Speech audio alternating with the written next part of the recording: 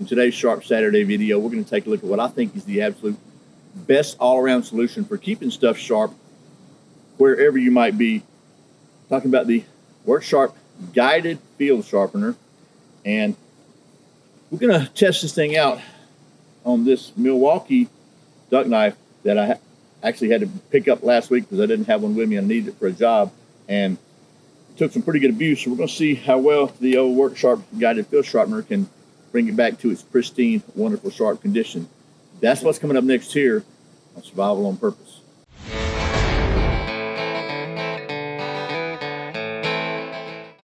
Welcome back to Survival on Purpose. My name is Brian. Thanks for joining me for another Sharp Saturday video where usually we take a look at something sharp, but today we're going to take a look at, as I said, a way to keep stuff sharp. And in my opinion, this is the best all-around solution I've seen that you can just carry with you to keep stuff sharp, and it's very versatile. And by the way, they didn't send me this. Nobody gave me this. I bought this with my own money on Amazon. I think I paid 35 bucks for it, and I consider it a very, very good purchase. So without me rambling on, in just a minute, we're going to go down to the old stump top, talk about the specs of this thing, kind of show you what I think is so cool about it, and then we're going to put it to the test with this Milwaukee duck knife that I pretty much abused last week. So we're going to do that right after this word from today's video sponsor. Today's video is sponsored by Hog Holsters. Hog Holsters are made in the USA in Arizona, and they are without a doubt the most comfortable concealable holster I've ever tested. You can save 10% on your order at Hog Holsters by using the coupon code Survival on Purpose, all one word. That's hogholsters.com. Thanks to Hog Holsters for sponsoring today's video. Okay, change of plans. The old stump top was inundated with glaring sunlight, so I had to improvise, adapt, and overcome. So I've got a tabletop here. Anyway, I'll stop rambling. So this is the WorkSharp Guided Field Sharpener, and it's pretty cool. It's got some great features. Features a coarse ceramic stone on this side of 220 grit, and a fine 600 grit diamond stone on this side. Also features a three-position ceramic rod. So it has a serrated version here for fish hooks, and it's got a little hook here, if you can see, to let you know you got the fish hook side up. Then it has a fine side, which is just a smooth ceramic rod. And then it has turn the other way, it has a coarse ceramic side, which has got little ridges in it. And it says this one will create a little bit of a very, very minute sawtooth edge for cutting rope and stuff like that if you need that. Also has a leather strop on this side. All these components are replaceable, by the way, if they wear out, so you can get new diamond plates or a new leather strop. It has also a small round ceramic rod up here for you to use for serrations, whatnot. We'll take a look at that. They call this the guided field sharpener because it has a 20-degree guide here on the both the diamond stones, and then on the ceramic and the strop, it has a 25-degree guide. It also features underneath here, let's see, a little compartment. That's the instructions. They had these things. These are rolled up really tight. I've got a copy of those, so you could actually see them better, and I'll show you that in a minute. And then that comes off. You got a little compartment in there again, a little magnet that holds it on.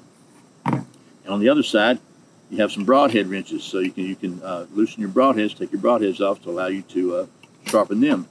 So very, very versatile, as I said. It's also very, very compact and lightweight. You can stick this in your pack or your pocket without any problem. 6 3/4 inches long by 1.5 inches wide at the widest point, by 1 inch thick at the thickest point, and it weighs just 4.6 ounces. And also, by the way, I didn't mention it has a lanyard hole. So the MSRP on this thing is 40 bucks. Right now on Amazon, it's about 35 bucks. If you search for this on the old Google machine, what's going to pop up from Temu, which is about 18 bucks. So, but it is definitely 100% a ripoff and a counterfeit. Even though the heading on it says WorkSharp Field Sharpener, you can tell it is not real. Well, first of all, you can tell it's not real just because it's on Temu. Second of all, instead of the little lines here, they just got 3 dots. It looks an awful lot like this, but it doesn't have these little lines. It's got 3 dots. So not a big fan of Temu, if you haven't guessed. I think those Chinese sites like that absolutely rip off high-quality American designs. So I don't know where this thing is made. It might be made in China for all I know, but it's definitely a WorkSharp product. Now, let's see how well this thing works. So I've got here my Milwaukee duck knife, and I actually bought this at Home Depot 3 days ago because I had to have it for a specific job I was working on. And I don't know if you can see, maybe I'll try to zoom in, but we'll see how the zoom works. But this edge is really, really jacked up because I had to use it to cut away some insulation off a really old piece of cast iron. Actually, to be fair, my son used it. I stood at the bottom of the ladder and watched him, but the edge is really, really rough, and I'll try to get a close-up. But just to show you, we'll see, it's not even close to redneck sharp. And just to try to cut, here's our show notes. We'll see if it'll cut. So it's like, it's fried. So what I want to show you, the little rolled up instructions that are in the compartment. This is what they actually look like, and they really got some great tips on here. And what they say to do is that you use the rough only to like repair bad edges and stuff. You really, on a normal knife edge, you probably only need to use maybe the fine and the maybe the fine ceramic, just to hone that blade down, and then the strop. But this one is pretty bad, so we're going to start with move that out of the way. We're going to start with the coarse diamond stone. This is the handle to hold it by. So it's not a huge long handle, but it's really all you need to press it down. They say don't rest it on your body. They don't want you to cut yourself. But so here's the way that guide works. You lay your blade in this part. We're going to lay this part right here. Okay, not the center spine. We're going to lay the flat part of the blade right here on that 20 degree angle. Just kind of gives you a guide, and then that kind of push it down to the stone. Once you got it there, just do your best to maintain that angle. Oh man, you can hear that. Do the same thing coming back. Slide it down, and you got to be careful because your hands are down here on this end. But yeah, that's you can hear it, man. It's like really, really bad. That edge has got a lot of rolls on it. So we're gonna just do it 5 to 10 times. We'll just do it. We're probably gonna have to do this one 10 times. Let's just see. That's 3.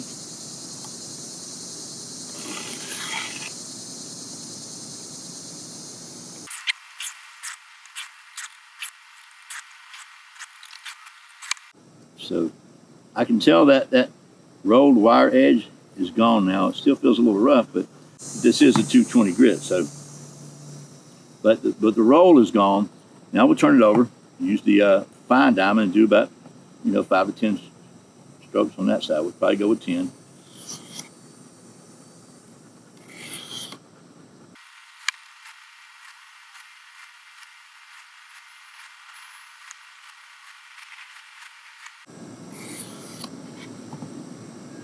Okay, I can tell it's already a lot smoother. I don't feel that little roughness that the coarse stone left.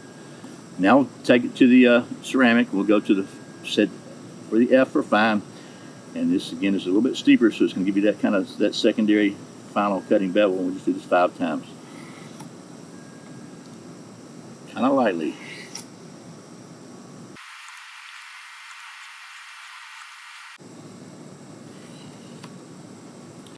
So now we'll go to the strop. On the strop, it's going to be backwards. You don't want to cut into it. You'll cut your strop. But you set the angle here just like this on here, and then raise it up and pull it back across. Same thing on this side.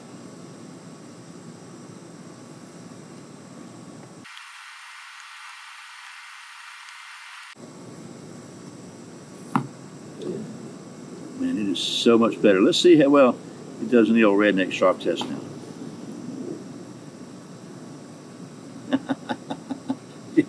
Do you look at all that higher there? Man, so that was, golly, wow.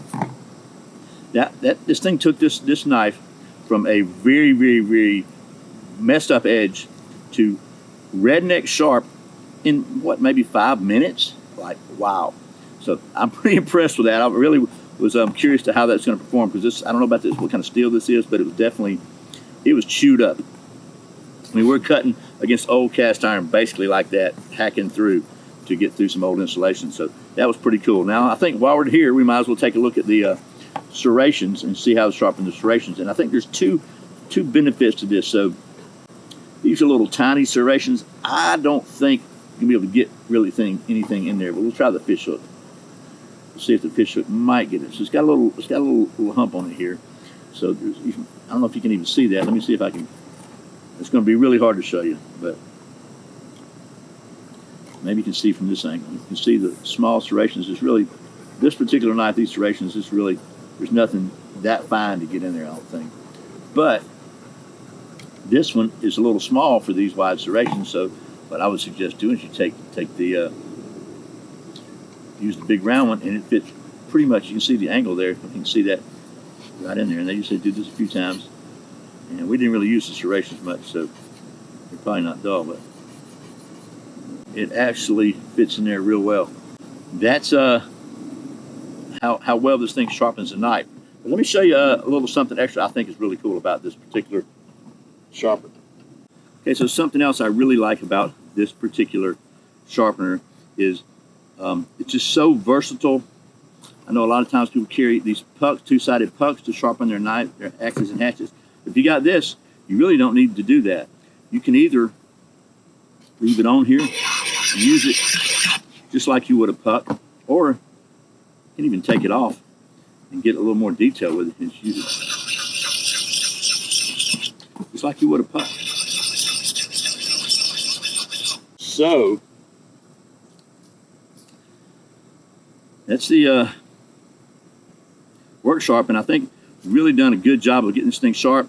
There's just really only one more thing we need to test to make sure the WorkSharp has really fixed the entire knife. Chuck Norris's trash takes itself out. Okay, well, as I said, I really like this little thing for a lot of reasons. I like that it's compact. I like that it is very versatile, and mostly I like that it absolutely works. We've done some pretty good testing on the old knife, but I think there's one test that we need to do to make sure the WorkSharp has completed its task.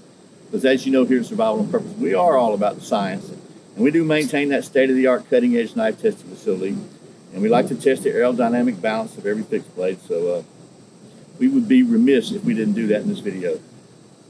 You knew I had to do that, right? Let's give it a shot.